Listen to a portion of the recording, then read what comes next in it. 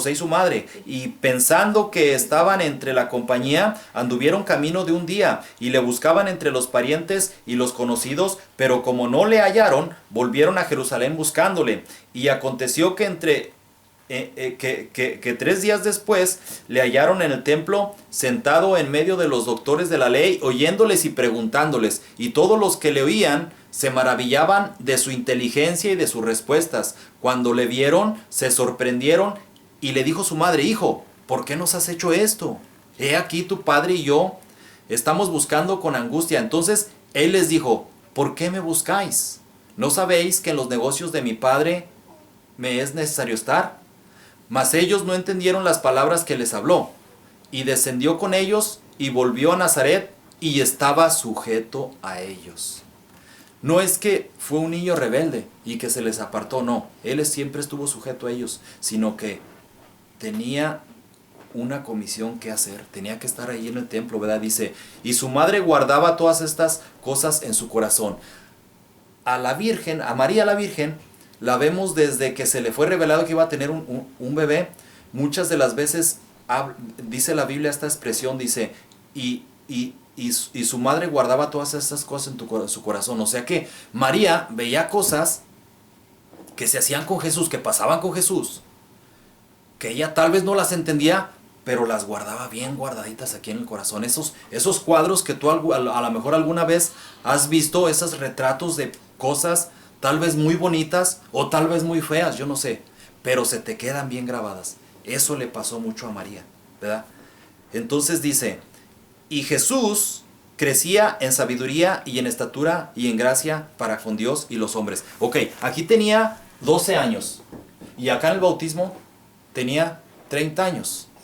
Entonces, de aquí a acá, supuestamente, ya no se sabe mucho de su vida, de Jesús, supuestamente, ¿verdad? Pero si leemos con cuidado, si ponemos atención, sí nos habla la Biblia de lo que estaba pasando con Jesús, ¿verdad? Y nomás hay que tener mucho cuidado y ver. Aquí dice el 52, dice, Lucas 2:52 dice, y Jesús crecía, o sea, de los 12 hasta los 30. ¿Qué pasó con Jesús? Bueno, crecía. ¿En qué? En sabiduría. O sea que se llenaba de la palabra de Dios, se empapaba, preguntaba. Aquí dice que cuando estaba ahí en el templo con los sacerdotes, les decía, y no solo les decía y les ministraba, sino también les preguntaba. Siempre estuvo preguntando. Nunca te canses de preguntar, hermano, hermana. Que no te dé pena preguntar cosas que no sabes. A mí no me da vergüenza, yo siempre he sido muy preguntón. La peor pregunta es la que no se hace, ¿verdad? Entonces crecía en sabiduría, o sea, el intelecto, ¿verdad?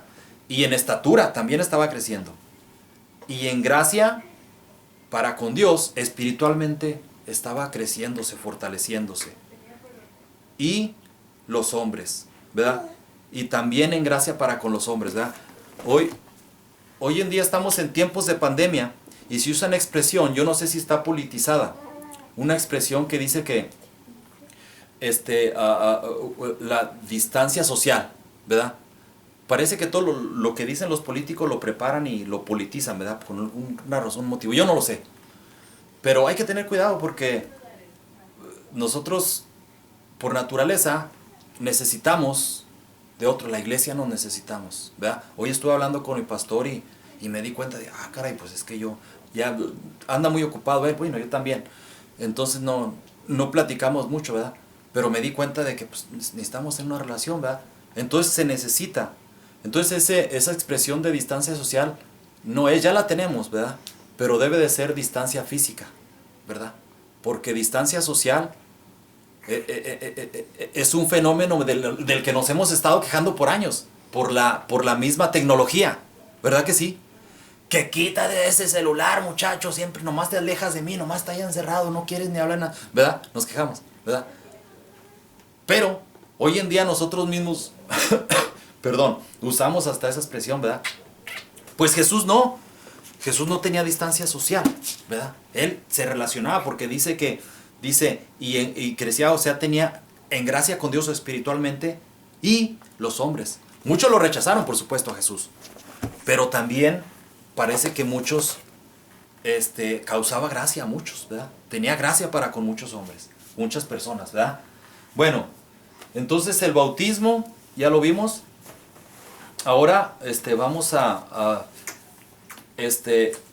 Jesús también escoge, nos vamos a Marcos 3:13, cómo escoge a sus discípulos. Jesucristo, antes de comenzar un ministerio que trajo, escogió un equipo, ¿verdad? Dios te bendiga, hermano pastor, ¿verdad? Ojalá y tengas tu equipo y que confíes en ellos, ¿verdad? Ojalá y no seas un pastor orquesta, ¿verdad? Porque hay muchos que por necesidad lo han hecho, tienen la familia orquesta y trabajan con su familia porque no tienen, ¿verdad? Dios te bendiga, pastor. Que sigue orando y sigue trabajando para que se te arrimen almas y para que les delegues, ¿verdad? Porque eso hizo Jesús, es una enseñanza de Jesús, es un equipo que tiene, ¿verdad? Dios bendiga a mi pastor Reinaldo Piña, él ha delegado, nos ha delegado y nos da libertades, a todo. A mí se me vienen ideas que vienen a mi mente, a mi corazón, y el pastor rara la vez me ha dicho que no, pero casi siempre, hermano, dele. Y él sabe que hay un riesgo, que me puedo equivocar. Claro que me está supervisando, ¿verdad? Pero es parte de delegar, es parte de tener ese equipo, ¿verdad? Ministrarlo y depositar la administración de discipularlo, y después que trabaje eso que tú pusiste en él, y él lo que tiene y lo que le dé Dios. Eso hizo Jesús. Entonces escoge sus discípulos. Marcos 3:13 al 19. Marcos 3:13 al 19. A ver, vamos a leer aquí. Marcos 3:13 al 19.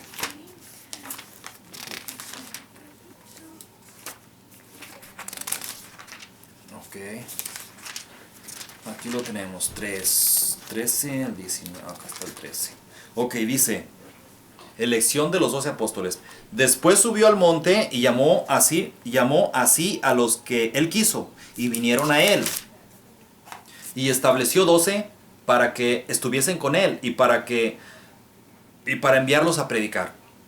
Y que tuviesen autoridad para sanar enfermedades y para echar fuera demonios. A Simón, a quien puso por sobrenombre Pedro, a Jacobo, hijo de Zebedeo, y a Juan, hermano de Jacobo, a quienes apellidó Boanerges, esto es, hijos del trueno. Andrés, Felipe, Bartolomé, Mateo, Tomás, Jacobo, hijo de Alfeo, a Tadeo, Simón el cananista, y Judas Iscariote, el que le entregó, y vinieron a casa. Ok, se juntó ese equipo.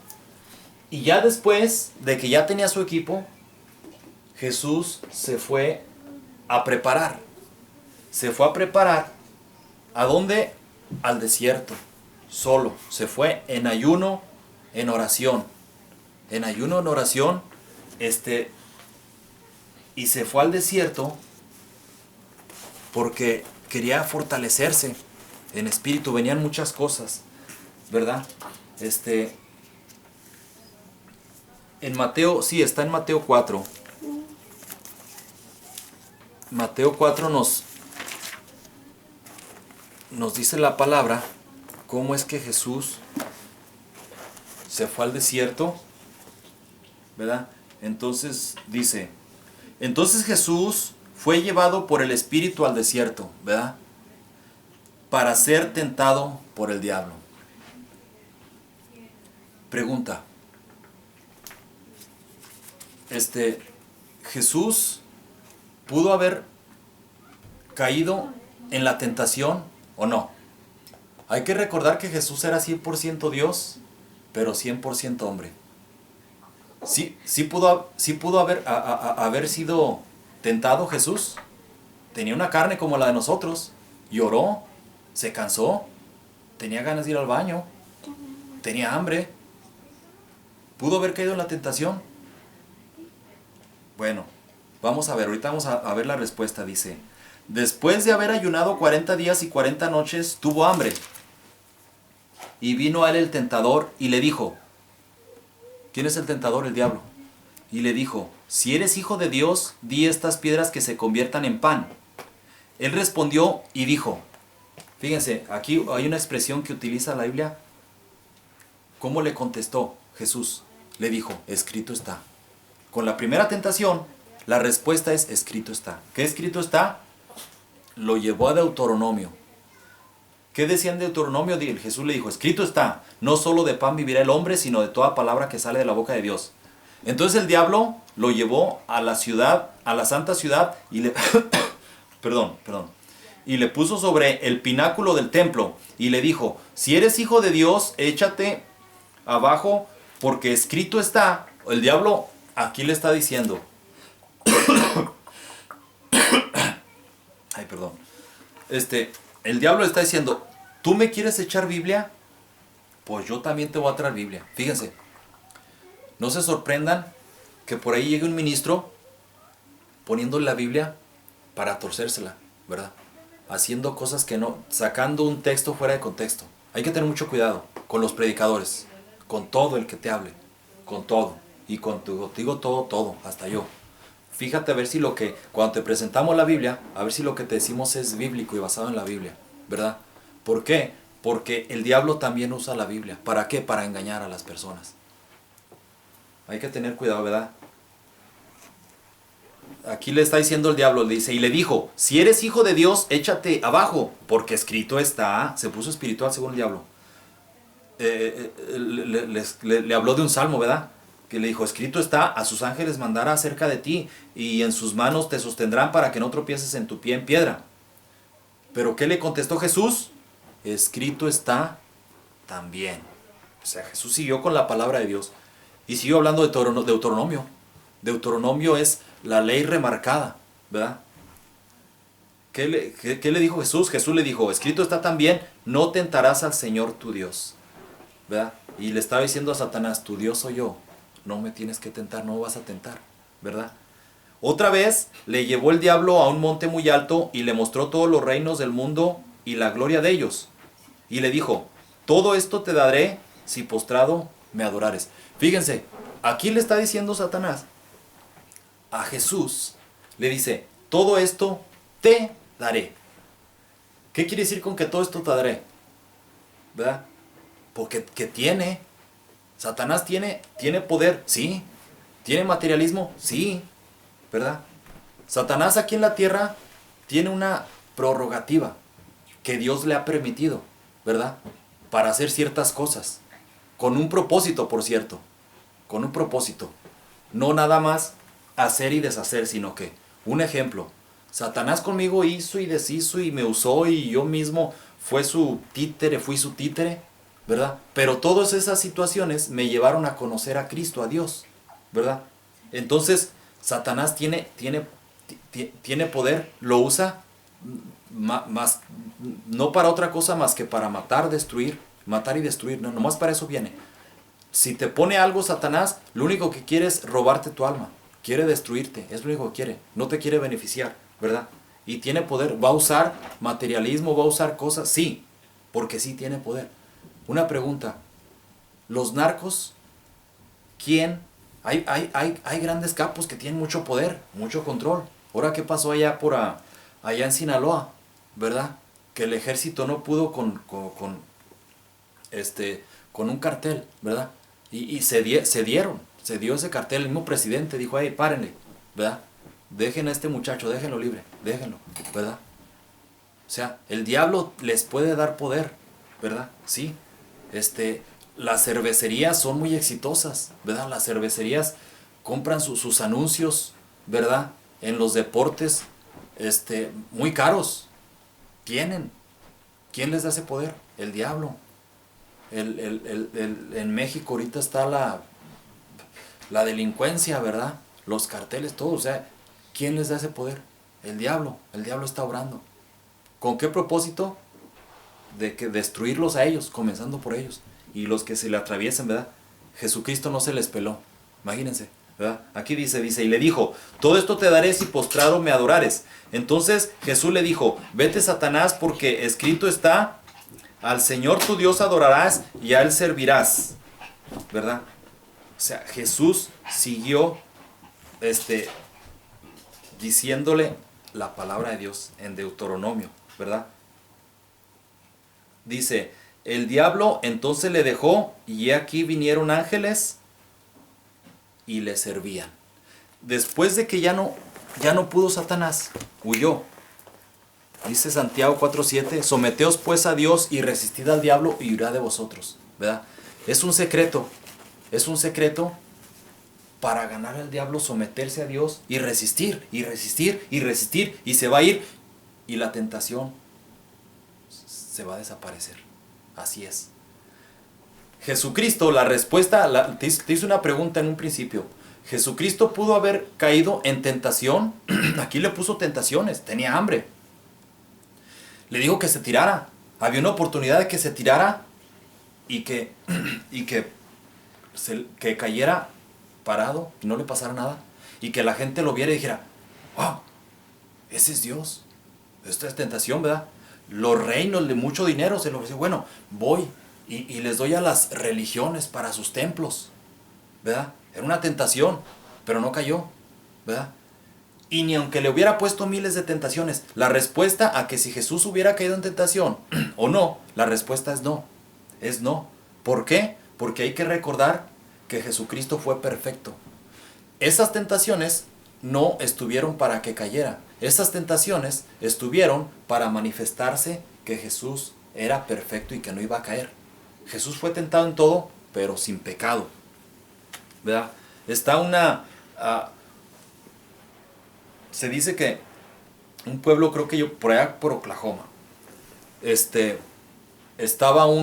hizo un gran puente en un río, ¿verdad? Para atravesar un río. Un gran puente, y luego ese puente pusieron unos rieles. Entonces, el día de su inauguración, cuando acabaron, pusieron 2 locomotoras bien pesadas. Las pararon ahí y invitaron a todo el pueblo y al alcalde, ¿verdad? Y la constructora los invitó. Y luego toda la gente viene y ve que están las locomotoras ahí en el puente y dicen, no, hombre, el día de la inauguración se va a quebrar ahí como el Titanic, ¿verdad?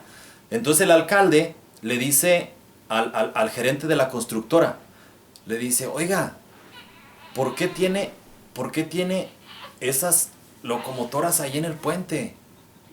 ¿No tiene miedo de que aquí mismo se quiebre? ¿Que se caiga? ¿Que no libre ni siquiera la inauguración? Entonces el gerente de la constructora le dijo, no va a pasar nada. Las locomotoras no están aquí para probarlo, a ver si se cae o a ver si no se cae. Las locomotoras están aquí para comprobar que las va a sostener, ¿verdad? Así Jesús fue a la tentación nada más para comprobar que sí las iba a pasar, ¿verdad? Entonces, después de que se va Jesús al desierto, se prepara y entonces Jesús comienza su ministerio, ¿verdad? Jesús enseña los conceptos del reino. ¿Cómo? Bueno, Jesús empezó sanando enfermos, ¿verdad? Jesús sanó enfermos. Dice, aquí en el Mateo 4:23 dice, y recorrió Jesús toda Galilea enseñando en las sinagogas de ellos y predicando el evangelio del reino y sanando toda enfermedad y toda dolencia en el pueblo. Mateo 4:23. Una de las cosas que hacía era que sanaba. Otra de las cosas, resucitaba muertos, ¿verdad? Juan 11:41. Juan 11:41 nos habla de Lázaro, cómo es que lo resucitó. Dice, entonces quitaron la piedra cuando Lázaro tenía 2 hermanas y eran muy amigos de Jesús. Murió y las hermanas le mandan a hablar a Jesús. Y Jesús va a la tumba después de 3 días, ¿verdad? Y dice, entonces quitaron la piedra de donde había sido puesto el muerto y Jesús alzando los ojos a lo alto dijo, Padre, gracias te doy por haberme oído. Y sabía que siempre me oyes, pero lo dije por causa de la multitud que está alrededor para que crean que tú me has enviado. Y habiendo dicho esto, clamó a gran voz, Lázaro, ven fuera.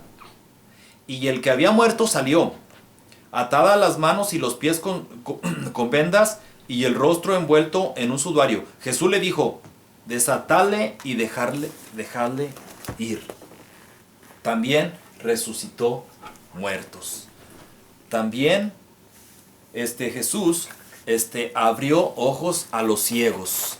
Mateo 9:27. Mateo 9:27. Ok, 9:27 al 30. Dice: pasando Jesús de allí, le siguieron dos ciegos, dando voces y diciendo: ten misericordia de nosotros, hijo de David.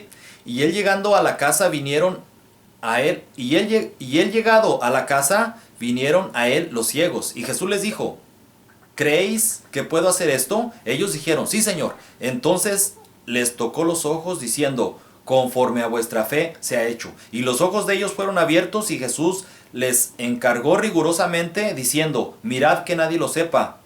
Pero salidos ellos, divulgaron la fama de él por toda aquella tierra, como si les hubiera dicho: vayan y digan y propaguen y digan que yo los sané. No, Jesús muchas de las veces que hacía milagros dijo: no digas. ¿Por qué? Porque su tiempo no había llegado de que lo glorifiquen, ¿verdad? Ok, entonces abrió los ojos, echó fuera demonios. Lucas 8:26 nos habla del Gadareno. Ok, les leo el pasaje bíblico. 8:26. Ok, 26 al 36 nos dice: y arribaron a la tierra de los Gadarenos, que estaba a la ribera puesta de Galilea. Al llegar él a tierra, vino a su encuentro un hombre de la ciudad endemoniado desde hacía mucho tiempo, y no vestía ropa ni moraba en casa, sino que en los sepulcros. Al ver a Jesús, lanzó un gran grito, y postrándose a sus pies exclamó a gran voz: ¿qué tienes conmigo, Hijo de Dios Altísimo? Te ruego que no me atormentes, porque mandaba el espíritu inmundo que saliese del hombre, pues hacía mucho tiempo que se había apoderado de él, y le ataban con cadenas y grillos, o sea, candados. Pero rompiendo las cadenas, era impedido por el demonio a los desiertos. Y le preguntó Jesús diciendo: ¿cómo te llamas? Y le dijo: Legión, porque muchos demonios habían entrado en él, y le rogaban que no los mandase ir al abismo. Había allí un hato de muchos cerdos que pacían en el monte, y le rogaron que le dejase entrar a ellos, y les dio permiso. Los demonios no tienen cuerpo, dice la Biblia que abandonaron su morada. Entonces los demonios, cuando es como un rango, es como un ejército, pero cuando no cumplen sus misiones, son castigados y los echan al abismo, un lugar de tormento, ¿verdad? Le temen a Jesús, le temen a un hijo de Dios, que con autoridad de Dios hoy en día se puede hacer, echar fuera demonios. En esos tiempos lo hacía Jesús, pero les dejó a los 12 discípulos echar fuera demonios, y los 12 discípulos a la iglesia, y las iglesias hoy en día puede hacer eso, ¿verdad? Echar fuera demonios. Entonces, la razón por que le tienen mucho miedo a los cristianos y al Hijo de Dios que le tenían miedo, es porque no querían, ellos necesitan un cuerpo donde morar. Entonces, si no tienen un cuerpo donde morar, son castigados y los echan al abismo, un lugar de tormento. Ellos le temen, le tienen horror a eso. Por eso es que le decían, le rogaban que no los mandase a ir al abismo, ¿verdad? El 32 dice: había ahí un hato de muchos cerdos que pacían en el monte, y le rogaron que los dejase entrar en ellos, y les dio permiso. Dijeron: de perdido a esos puercos que entremos. Jesús les dio permiso. Entonces dice: y los demonios salidos del hombre entraron en los cerdos, y el hato se precipitó por un despeñadero al lago, y se ahogó.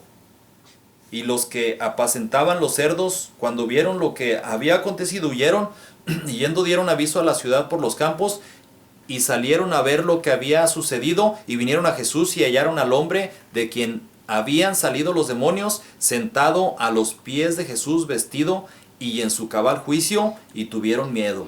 Y los que lo habían visto les contaron cómo había sido salvado el endemoniado. Entonces,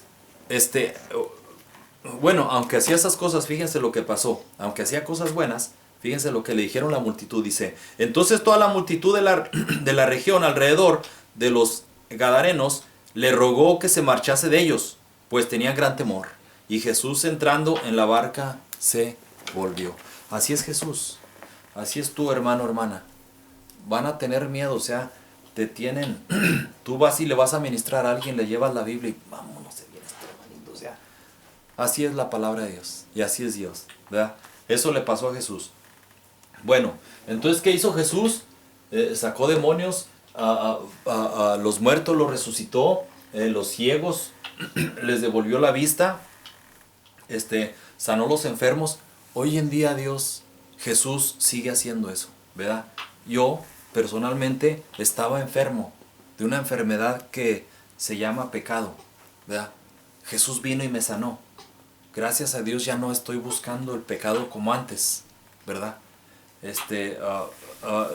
Yo estaba muerto en mis delitos y en mis pecados espiritualmente. Yo no podía entender la palabra de Dios. ¿Por qué? Porque estaba muerto. A mí se me hablaba de Dios y me aburría.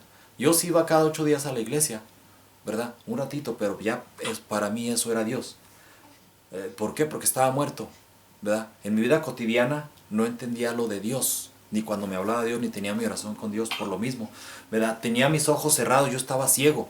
Tenía mis ojos cerrados a Dios, a verle, a ver la gloria de Dios aquí en la tierra, cómo está obrando el Señor, ¿verdad? Cómo nos habla a la humanidad, ¿verdad? Y echó fuera demonios. A mí también un día oraron por mí, ¿verdad? A partir de ese día, de que oraron por mí, yo no me burlé. Y yo estaba en muchos problemas. Unos pastores oraron por mí, me impusieron manos y decían fuerte. Son de esos que hablan como Juan el Bautista, sin pelos en la lengua.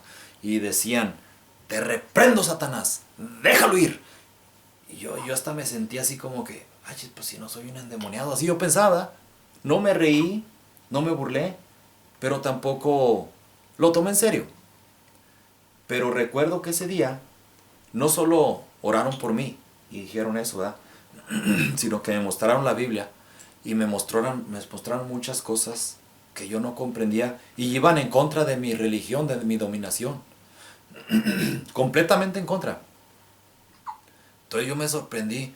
Yo dije, no, pues es que ustedes me están enseñando todo eso porque saben cómo manejar la Biblia y cómo controlar, ¿verdad? Pero yo voy a agarrar la Biblia y la voy a leer y voy a ir con ustedes y si me hablan otra vez, yo les voy a decir. Esos pensamientos pasaron por mi mente, pero era Dios que tocó mi corazón, ¿verdad? Y a partir de ahí fui, es más, yo ni sabía que tenía una Biblia en la casa. Saqué esa Biblia y la tengo todavía. Y a partir de ese día, son pocas las veces, ¿verdad? Estoy hablando de hace 16 años. Ahorita estamos en el 2020. Entonces, ya desde hace 10 años. Y hasta la fecha, yo sigo leyendo la Biblia todos los días es mi pan, mi palabra, la palabra de Dios, ¿verdad? Entonces eso hizo Jesús en aquellos tiempos, hoy en día lo sigue haciendo por mí, lo puede hacer por ti también, ¿verdad? Tal vez tú eres mejor que yo, Dios puede obrar mejor que tú, tal vez tú tienes mejor potencial que yo, Dios te puede utilizar mejor a ti que a mí.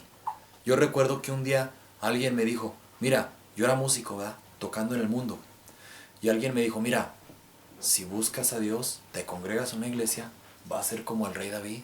Era músico y Dios lo usaba y lo bendecía. Me causó gracia eso. Nunca imaginé que Dios me iba a poner una iglesia tocando la batería, ¿verdad? Lo quise en el mundo, pero ya haciéndolo bien, cantando, alabándole, cantando mis especiales. No imaginé. Bueno, Dios lo hizo. También lo puede hacer por ti, hermano, hermana. Y ya para terminar, Jesús emplea parábolas también. Jesús, para que podamos entender lo terrenal, hay que recordar que Jesús viene de otra dimensión. Dios, Jesús es Dios. Se humilló aquí. Dios se hizo hombre. Se humilló. Entonces se hizo hombre y habitó aquí entre nosotros. Y quiso enseñarlos unos conceptos que nosotros no podemos entender con las palabras de Dios, con los hechos de Dios. Entonces utilizó parábolas.